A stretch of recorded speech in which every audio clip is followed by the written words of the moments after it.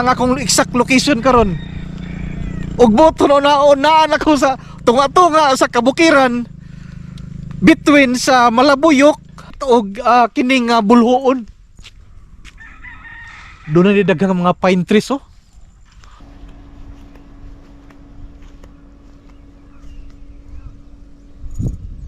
To ang lungsod sa Malabuyok. Maunang kinahanglan pa ko gikan ato dito no. Maunang lungsod sa Malabuyok. Kinahanglan pa ko moagi sa kabukiran. Unya mukawat pa ko sa lugar sa bahin sa Bulhoon tungod kay anhi ko nga part sa Malabuyok maigsuon kaning sitio Kalipay mo nang gitawag nga Happy Road kay tungod sa sitio Kalipay. Negros ta kana diha nya Tanyon Street.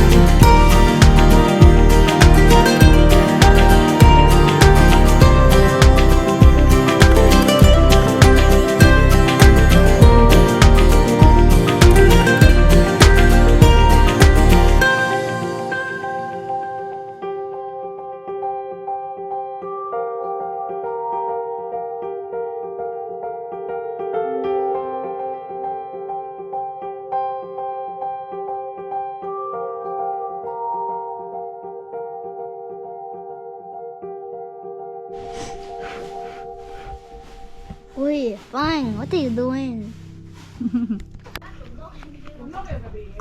Wow. Dapat dahil. Ma'am. Usi nga aning cafe, ma'am. El Paraiso Cafe. Okay. So nanata diri no sa El Paraiso Cafe mga igsoon. Nawa po gud ilang overlooking diri oh.